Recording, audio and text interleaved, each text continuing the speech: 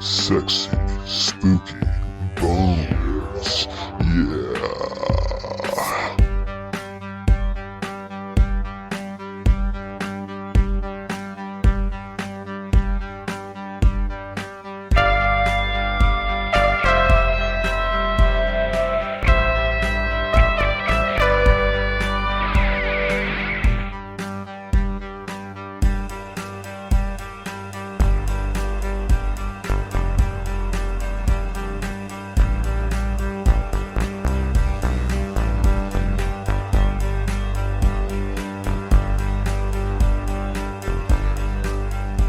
Hello and welcome to the Skeleton Boys, a horror movie podcast. I am Rolando. And I am not. My name is... We all know it. Let's all say it together. Everybody say it in the comments. Sound off. I don't remember my name anymore. It's been a bit. Capped off with hail. Just a fleck of 20 minutes ago. Oh, yeah. What the fuck is going on? It's because I got attacked by some older woman who wanted to sex me up with a slug. Now I don't remember anything. Is this because you were in Mid-Wilshire or Miracle Mile? No, doesn't that sound a lot like the movie? Life imitating art. And I'm Johnny. How's everybody doing today? Hi, Johnny. Welcome to our monthly special Crash Course 4 by Cronenberg, or the Cronin and Bonin a-thon. This week we are reviewing or re-reviewing Shivers.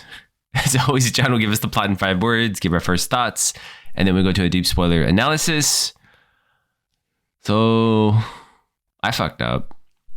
Didn't Brood come out after this movie? Why are we reviewing this movie after? Great question. Before movie? John, I fucked up. Not sure what I did, but I lost the recording. So you lost the files that were in the computer. And we are going to have to shame. Shame.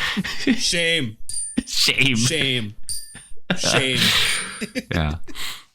That's my punishment for fucking up and ruining the files. So technically, we reviewed this before the Brood, because everybody loves when we talk about how the sausage is made around here. We tend to record these early, at least a couple of weeks, to give us a little runway, because, you know, our schedules can get busy.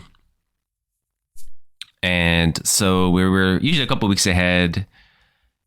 So we recorded Shivers already. I fucked up. I lost my side of the file. And now we're re-recording Shivers, David Cronenberg. And now we can sound super smart, and because we know everything now. Technically, we've completed the course, so we're expert level now, Cronenberg fans. It's true. I gotta say, this is maybe if we had to rank all 4, right? Yeah.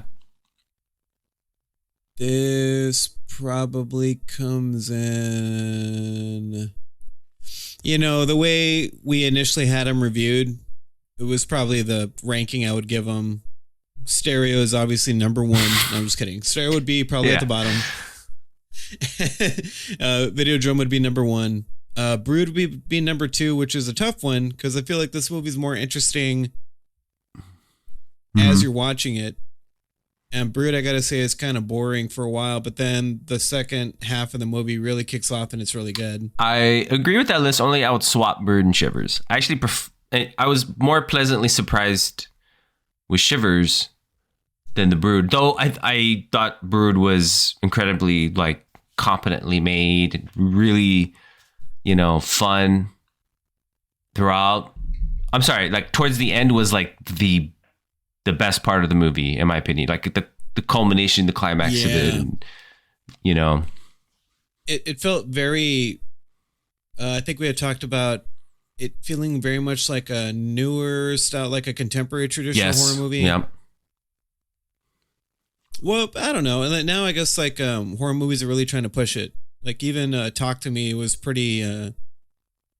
There was a scare every scene at least. Yeah, Brood took its time. It almost felt like a drama, not a melodrama, but it felt like a drama before it kicks into the horror. Yeah. Shivers is more, I think, more fun, more in the vein of more experimental, more fun, like Invasions of the Body Snatchers or like Night of the Living Dead. Kind of like exploitation, but yet it's high-minded in its topics. How it's like making fun of like it's making fun of, you know, yuppie people buying these like condos. And I would even argue this movie makes the case that like this parasite that gets into them almost frees them because they become more sexually awakened and more like uninhibited. What am I trying to say? Uninhibited. Uninhibited. Yeah. No inhibitions. It drops. It's been a long week. And Rolando's saying it takes a big phallic penis thing to free the world. Yes. Is what Rolando's trying Me to say. too. Me. I don't care. Yes. Just cancel me, please. My hot takes. At me to him. Yeah, no, I think it's more, but kind of done through this prison. And the fact that this is probably, in my opinion, from what I've seen from Cronenberg movies, like his funniest movie. It's wild and funny and experimental. Is that tight? That's how I feel about what you said. Thank you. And for that, I was pleasantly surprised, and so I actually got a little bit more out of it than The Brood, which I did enjoy. Nice. You know, actually, I've enjoyed everything we've reviewed from him. No misses, really. Yeah. Right. Okay. You know, yeah, no misses. Kind of like when we went to go watch Thumposaurus and we didn't have any of our misses with us, and they played a set and there was no misses in that as well. Yeah. Yeah, that worked. That worked. I did well. I did good. I dare anybody to come up with something as clever. Yeah. Merry Christmas, John. That was your gift. Your Christmas gift. I think it was great. Yeah. Oh, it was fantastic. Yeah, I had a lot of fun. I'm sorry you were having a bad time. I was having the worst day of my life, literally, by the time of the show. But I really enjoyed Thumposaurus. They're an excellent band. Everything after that was terrible. Which had no all the misses. songs were great, right? Like it was like I liked all the very theatrical. I think we kind of knew going in, you know, a lot of like they have like a video screen behind them and they're like projecting stuff and weird stuff, which kind of matches the tone of their music. What would you compare them to? Yeah. Like, I don't know. They kind of remind me of like a bunch of different bands. Like, I would say kind of like Primus, kind of like Devo, kind of like Gwar. Like there's high musicianship, but high theatrics. Yeah. There was a very wholesome thing where they had the Silver Lake Observatory choir. Had those kids play. And then had them come out for their final song too. I read on Instagram that they for the LA Marathon they were gonna cover the song.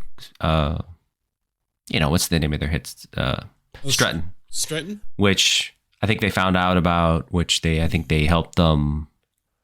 They helped them, you know, work the song, and then they invited them to do, you know, to open for them. Oh. Yeah. Oh, that's cute. Okay. We were a little put off, huh? We walked in. It's like, what the hell? Yeah. It was unexpected. We were like, oh, okay. Which they're fine. They're great. You know, it's not. It is one of those things where this is great. This is a really wholesome. I love thing School they of did. Rock. Oh yeah. I would not voluntarily go to this thing unless like, my nephew was in it, but you know. Yeah, like it wasn't like we saw a lot of parents in the crowd. Yeah. So I wonder if we got like a PG-13 performance or version of their performance because they had to be mindful of children. It was an all age show. I did remember that when I bought the tickets. He did say fuck at some point. He didn't go bare ass. That was a little disappointing. I was expecting the bare ass. Yeah, like why even play the song? He didn't even put chaps on. But what if it was like all the kids were like, we'll go chapless, assless chaps also, and he's like, no. In fact, we're gonna give you extra overalls. Yeah. But no, that was a great time. A lot of dancing. Yeah, they're a very infectious band. Very, very good live. Their show just, I felt like flew by. Like, I don't know if you felt the same way, but like. Yeah, no, totally. When that's because they played for like a while 45 too. minutes, so something like that. Something like that. Yeah, maybe a little longer. maybe close to an hour. But yeah, excellent band. And yeah, it was great. Had a good time. And then yesterday I was like, I should take it easy tonight, so I went to go watch the Meat Bodies, which is Yeah. a little bit heavier rock band. Yeah, dude. I think one thing is what was so a little off-putting when we saw Thumpasaurus is that we're used to like going to like hard shows where we might have to like fight some people and stuff like that. It was just like dancing, fun time. Oh, I will say there was some dude next to me who looked like he was either like on a lot of drugs or drank too much, but he was just there. And then halfway through the thing next to me, he just looked sort of grumpy. And I was like, oh, what's up with this dude? And then he finally walked away. But I was like skimming through my photos and I didn't realize that I accidentally took a fucking photo of him. It looks like my flash went off. So I don't know what happened with my phone, but I was like, what the fuck? I'm like bad with this phone. I have like 1 million screenshots because I keep trying to just grab the phone and I'm like, why does it keep taking pictures of the screen? But just like this old man over here, like, I don't get it. But does your phone play the voicemail over your screen? Oh yeah. Or what was it? It transcribed your fucking voicemail in real time. I was like, what? Over a closed screen. Isn't that the craziest shit? Like it was reading it to me. It's like AI shit. Don't fuck around with it. Yeah. That was a weird thing. And I have an older generation phone. I have no idea why it's doing this. Yeah, I think we need to throw all our phones away. Except mine can take pictures of stars. So and take pictures of random people's faces. Yeah. Well, I don't think it was you because you didn't really have, I was like standing behind you. You didn't have your phone out the whole time. You weren't being like obnoxious. You were just like, yeah. No, yeah. I try not to be that person. It's just like moments where I wanted to send it to my older brother because my brother, Mauro, you know him. He is the reason we know this band, right? Because he's like, have you heard of this band? And then I fucking showed everybody because I couldn't get over that song straight. Yeah. Good. Yeah. What are we doing? That brings us to Shivers. John, do you want to give us the plot in 5 words? Johnny. 5 word plot summary. Rolando, drum roll, please. For the Cronin and Bonin-a-thons, second or third installment. Redux.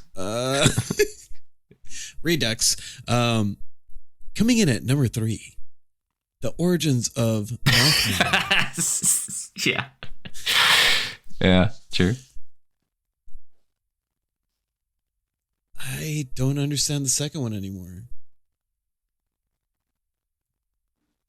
Coming in at number 2. Just trying to make this up in my head because I don't understand what I wrote here. Cronin, Bonin, sexy times. There's a crochet woman in the back of the scene. More like paper mache Yeah. something. I don't know. And coming in at number 1 for the Cronin and Bonin-a-thons installment of Shivers, Sexy Phallic Worm Will Burn. Yeah, it's true. Okay. What are your first thoughts, John? I wrote something about anti-rape and alcohol. Just in general, that's just you're against it? Yeah, or I felt like I was like, is this Cronenberg's attempt at like making an anti-rape and like alcoholism? No, I mean PSA? there's a lot of like explicit sex in all his movies after that. Yeah, but all those were like consensual. In Crash? Yeah, they know what they're signing up for. Videodrome? The Fly? The Fly. The one that makes the least sense. Yeah, I don't know. The alcohol thing is because obviously Barbara Steele is in this famous. Yeah, what is Barbara still doing in this and if movie? you ever find I have no idea what she's if you ever find the old files, don't bring them up. That I was like, no, this looks like the chick from Black Sunday. 'Cause it is. Yeah. Which is my bad. I don't know. So Barbara Steele, who is still very much alive and was an 8.5. Or Black Sunday. Black Sunday. Which Shivers came out 15 years after Black Sunday. I don't particularly know Barbara Steele's career, but was she like, washed up at this point? Or because she has...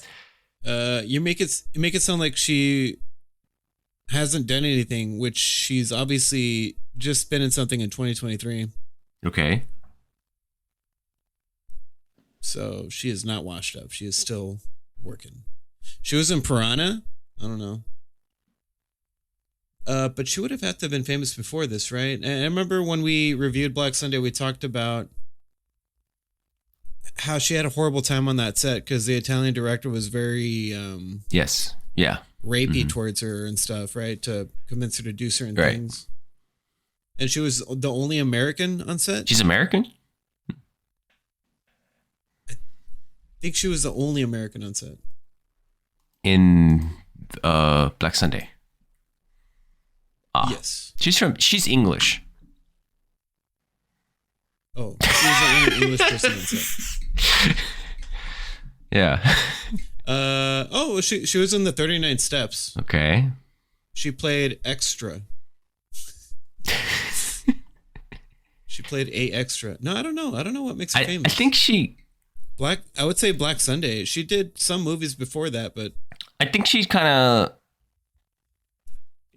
of like more of a cult star. Would you characterize her as that? Yeah. She was also in an Elvis Presley movie called Flaming Star. Yeah.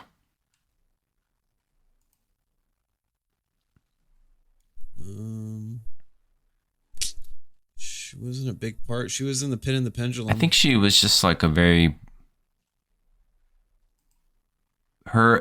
think her appearing in this movie kind of symbolizes like Cronenberg's like, I think part of it, because they needed to like sex up the movie a little bit so they can get a European release was part of it. And I think she's kind of the reason why she was brought in for those specific reasons. And she does end up having like, she is naked, right? At some point in the movie. Yeah. She seduces what's her face and turns her into one of the slut people too. And so I think part of this was Cronenberg's first feature, so a lot of at this time to get the movie made, you had to like incorporate sex and violence into it. But he's well, no change there. No change there. He did have to like, but he still had a very biting, thoughtful script he was making. He just had to like violence it up and sex it up. So this movie is incredibly funny. Like it's a very funny movie. Yeah, it's excuse me. Yeah. I mean, she was in a Joe Dante movie. Okay. Piranha. Okay. Joe Dante made Piranha. Did not know that. Joe Dante is the same age as David Lynch. I had no idea. Well, I mean, he fucking did Inner Space and Gremlins and The Howling and all those. Yeah. Which, I know this is off topic, but I was rewatching for like, well, I don't know, the millionth time, The Princess Bride. And it's always funny. What's his name? Everybody's going to tear me up in the comments for not remembering everybody's fucking names. There was Wesley, and that's all I remember. The king. Yes, Christopher Guest. Not Christopher Guest, but the other guy. Not Christopher Guest, but the other guy. The actual king. Who's the fucking actual king in this movie? The Princess Bride? Andre the Giant? Yeah. It's what's his face that played the bad guy in The Howling. The vampire in The Howling. The vampire in The Howling? I got that wrong. Think about it. The Howling. No, not The Howling. Friday Night. Fuck. Yes. That actor is not... I know who you're talking about now, but he's not big enough actor to remember his name. He's a character actor. Chris Yeah, Sarandon. it's a character actor. I don't... It's not... Outside of those two movies, I don't think he was really in anything else. Cool. He was the voice of Jack Skellington. Not the singing voice, but he was the voice of... Yeah, but I mean, it wasn't his voice that is the reason why that's a beloved Christmas movie. I mean, I'm sure it's somebody's, but it's not the consensus general public. I'm saying those are his two biggest roles. Yeah, probably. Because when you see a picture of what he looks like now, you recognize that face way more now. Then Andre the Giant? Oh, he was in fucking Child's Play also. He was the cop that was trying to stop the whole thing. Yeah, I think another one of those cases where people remember the doll than the cop. He was in The Sentinel. He was in Dog Day Afternoon. I remember him in that time. Guiding Light. Oh, I remember that. I'm starting to think you're just a Chris I am. I hater. actually, his appearance generally offends me. He's incredibly... But did you know his first wife, Susan Sarandon, got her big break when Chris brought her along on an audition? Yeah. Do you mean when she... Big break, you mean when she like put her boobs out in the movie Atlantic City? I mean, that's not why that's the only reason why that's who he's famous. Wow, you see? Because you had, what's his face, that old actor describe her, Susan Sarandon, putting lemon juice, freshly squeezed lemon juice on her breast or something because she showered. Yeah, that's the only popular thing about that movie.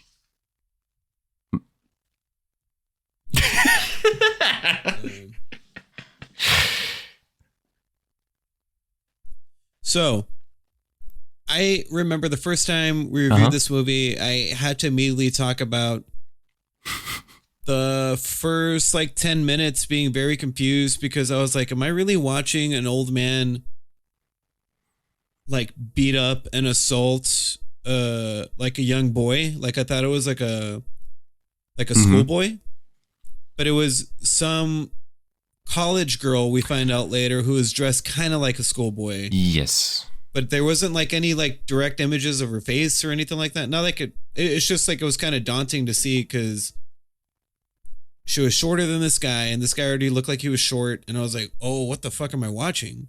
Because I think...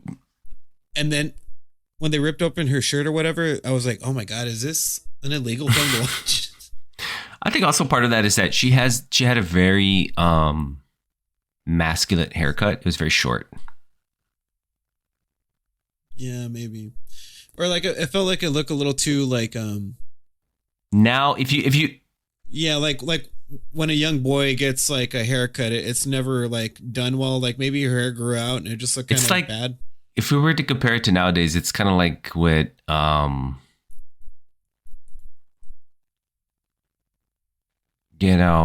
do I say this? Like it would be like very short, almost like a pixie haircut.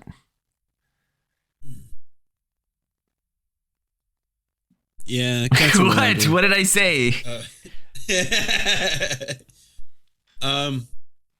You want to hear something kind No, of? I want you to acknowledge what her hair looked like. That's what. I thought it looked great. Everybody looks beautiful. Okay, fine. Move on. There might be a remake of Shivers coming out. Okay, well, I don't want to watch it. No, I don't want to development. watch it. I'm good. I'm out. But what if there's a bunch of penis slugs that turn people into sex maniacs? Think about it. Now it'd be cool if they made a TV movie, like a whole like 6-7 episode. Get on that, Shutter. Yeah, please. No, yeah. So I remember that being daunting. I think we both agreed that the movie is kind of hard to follow until they kind of explain everything like midway through the movie of like what's going on, because it was like, what the fuck? Like one dude is like getting sick all the time. You find out that she is the first. She kind of got used, right, by that doctor without her knowing she was being infected with this like parasite that was supposed to like cure any ailments your body might have, but it just went wrong. Made her and it turned into like a sexually active. Yeah. Like oversexed, like a hypersexed. And she went and slept with like 3 or 4 other guys in the building, and also at a different campus, I think is what I remember the guy saying. And of course, like it's like classic men jargon. We're like, oh yeah, she was a whore, blah blah blah, or whatever. So it made me think at the end of this, you kind of make it suggest that, oh, this might be a bad ending, right? But regardless, within the first like 10 or like 20 minutes, you realize that the world is kind of fucked already. Yeah. I rewatching it, I was thinking, it struck me that this is like basically Invasions of the Body Snatchers. I felt like almost every possession movie is kind of derivative of Invasions of the Body Snatchers. Except for the movie Possession. Except for the movie Possession. So it kind of like takes kind of its premise from that. The fact that it's kind of set mostly in one area, which also has like a very like satirical skew towards like the time, which makes me think of like Night of the Living Dead. But with more of a cutting black humor. And yeah, I think I also pointed out that there is no POCs in this movie. Again, Cronenberg. No, it's Canada. It's Canada. What do you expect? Also, and the black humor comes from a lot of like the fact that the man who was infected that we're following in the beginning of this movie, as he's being infected, like vomits on these very, older women who they get infected. They're and being portrayed as very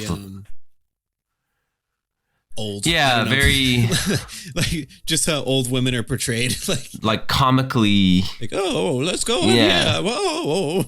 Done up to be. I put my umbrella up for the sun, and it was like fucking see-through umbrella. Like it was a clear umbrella, so it wasn't blocking shit from the sun. Like, oh. So, and then like there's a lot of like farting noises. There's like gas humor in this, and so it's definitely like That's like kind of to me, the hints that like, oh, he's, making fun of these type of people. And at least in the beginning, and then, as it goes through closer to the end, when we see more of the people being possessed, just like the mother and daughter take down that guy who's like a servant or something, or somebody that lives in the unit. So what would be considered spoilers for this? Did I just spoil the whole fucking thing explaining? No, what the thing I don't was? think so. I mean, it's kinda right. No, no spoilers. Let's go rogue. All right, no, let's go into spoilers now. Wait! No, stop talking, guys. Stop the podcast. Please stop the podcast. Because we're about to go into spoilers. All right, we left the queue open for the spoilers thing. And also, if you're worried about spoilers and you're listening to this, the movie's been out for like 50 years. Yeah. Like, get on it. No, it's been out for 48 years, so pretty close. I only know that I go off of my older brother's age, and I know this movie came out a year before him. Yeah. Which is wild because he's ancient. The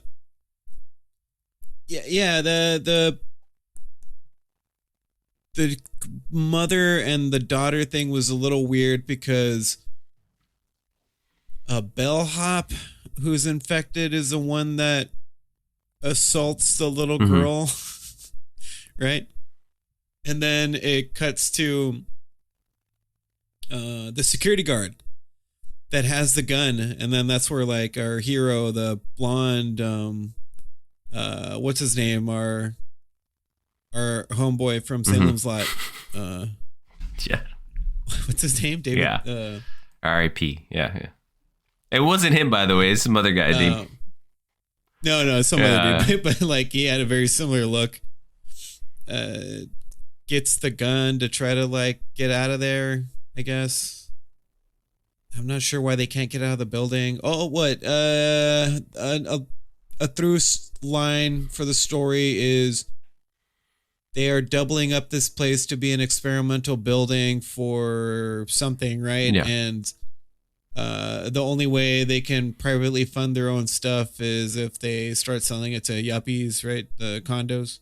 Yeah, because they're trying to like they're trying to make like a new breed of parasite, I think is what it's known or something. This corporation as sort of a new psychological treatment or something. I think I remember them talking about, which is another.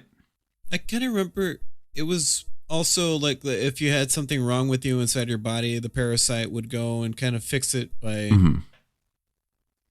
acting as the organ or something. Yeah, and I think it's, again, making that argument like, is this necessarily a bad thing? It's terrible because the idea of like losing who you are to this parasite is terrifying, but it also... Yeah, because it just took over specific organs, sex organs. So it did work, technically. Right. They weren't wrong. They fucking broke through medical science walls. They just wanted to take over the world or whatever, right? You can almost the same case. It's this, by fucking one person. Almost the same plot as Videodrome. What's the difference? I thought you were gonna say Invasion of the Body Snatchers, and I was like, no, that movie's fucking boring. There wasn't one Bonin-a-thon moment in that movie. Which version? Invasion of the Body. Escape. Oh, which one? There's literally hundreds, thousands of this movie. Yeah. I always default to the Nicole Kidman. Okay. Yeah. Yeah. That's, in my opinion, the only good one. I prefer the Leonard Nimoy version, actually. I think that one has merit. Oh, okay.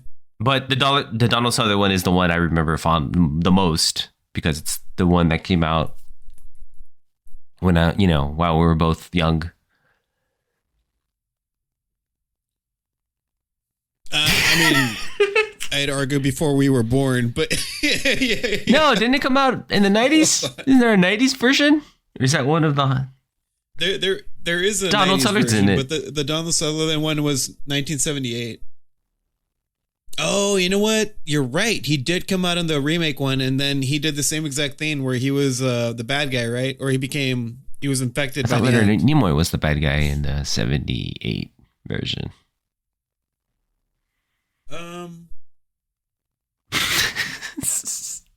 He was. This one also had Jeff Goldblum. Donald Sutherland was like the main person with Veronica Cartwright. Remember, it's a classic, very, very, very classic moment at the end of the movie where, I forgot who was left alive at the end, but she realizes that Donald Sutherland has been infected, and Donald Sutherland just starts to point at her and starts like opening his mouth, going, "Oh!" And then that's the way the movie ends, because you're like, "Oh shit, he's fucking gone too." Yeah. And that is Shivers. So, but yeah, there's that part where the security guy with the gun, is trying to get into the elevator, and he sees the orderly guy. I think he shoots him. He sees the mom, and then they are able to like subdue him, and then the little girl gets on top of him and starts to like put her mouth to his mouth, but then they quickly cut away, right? It doesn't linger too long. Because I was like, holy shit, this movie's going in research, this it was the most financially successful Canadian film of all time upon its release. Nice. So I will say there are a couple of moments where they have fake outs, like Lynn Lowry, who played Nurse Forsyth. Like he's talking on the phone with this guy who is a colleague of the doctor. And he's like, yeah, it kind of makes people like overset or hypersexual and blah, blah, blah. They can't contain blah, blah, blah. So if you see anything weird, and Nurse Forsyth's like getting naked in front of him. But she wasn't infected yet. No. Then she does get infected, and she's trying to kiss him, so he just like rips off a part of his clothing and like wraps her face with it. Like that's gonna help or whatever. And then there's a part with Suzanne Petrie, who played Janine Tudor, goes over to Bet's apartment, which we gotta talk about this photo again because I think it's amazing. Describe it. She is looking very 70s. Very hippie style 70s. And then you'd like to focus on how beautiful she is, except let's start with the shelving unit. There's a bunch of books, a bunch of weird dressing. There is some sort of doll with looks sort of like a violin. It's all white. And then, Barbara Steele's character is a drunk already. And if that wasn't enough, they have a bunch of empty bottles on the top of the shelf and part of the second shelf. And if that wasn't enough to convince you she has a problem with alcohol, she also has a paper mache, a yarn version of a woman with big hips and really big calves and blonde hair and a coconut bra. And it's just hanging off of something, so I'm assuming they tried to cover something up, and that was the best they could do. Yeah. Well, but don't you have one? It's brilliant. No, but I do want this t-shirt, so T-Fury, get on that. So a t-shirt of this. And if that wasn't enough to make that scene weird, the way Suzanne Petrie gets infected is Barbara Steele is already infected and seduces her, and they basically both get naked or whatever. And I was like, God, that's just disgusting. How foul. And I like rewatched that scene several times to dissect how disgusting it was. And also shout out to Ronald Mlodzik, our reoccurring experimental actor over there.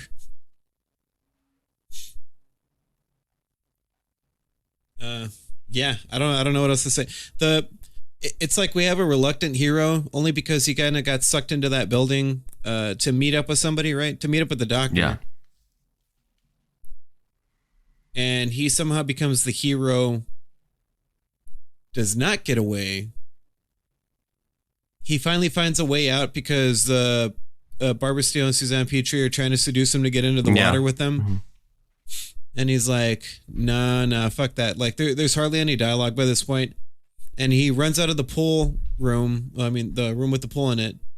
And he's like, oh, time to get away. And then there's like a very, like the fog and demons, which these movies came out after, but I'm trying to give a visual of like the Warriors, where like people kind of appear out of nowhere, almost like shadowy. And then everybody that was in the building had all congregated outside for whatever reason. That's what sex-crazed people do. They throw Burning Man festivals outside of their building, and they all try to attack him. And he's like, oh, like he's basically stuck and has to run back into the building, which is not true. I feel like he could have just ran one way or the other as fast as he could and gotten away. Yeah. But he got because some horny old man was laughing and pulled his leg and pulled him into the pool. Yep. That's it. Then they all fucked him until he was full of slugs. They shivered. They shivered. Yeah, they made him shiver. And then one by one, they all went out of the parking garage to go live a happy life. Sex up the world. Yeah. Yeah. Cool ending, dark ending. Which dark and cool. But also, like I said, like the beginning suggests that the parasites already been spreading because this doctor infected this college girl with and she was not. It only because I guess the idea there is because she was a college student, she was more promiscuous. On top, plus it made her more promiscuous too. Yeah, I'm gonna guess like she. Well, I don't know. We didn't know anything about her life before that moment. I think it was like a clever move to make it like, oh, it's a college girl, so she's going to be promiscuous, so they could just write it off. Mm-hmm. And then they were wrong. Now they're all promiscuous.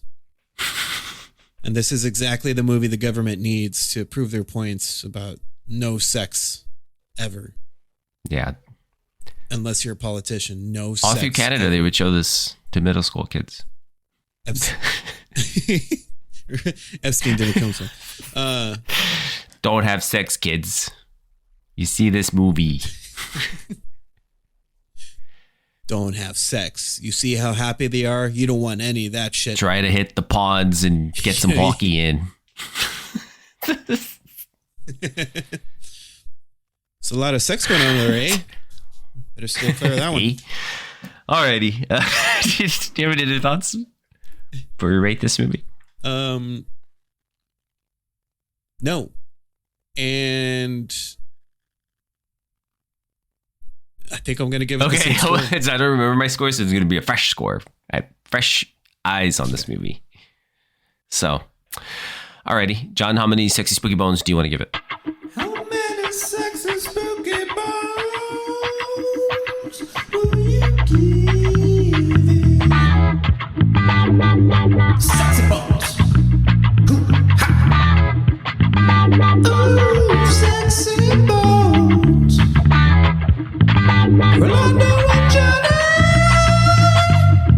Show us your sexy spooky bones. No, wait, don't do that. Just rate the movie.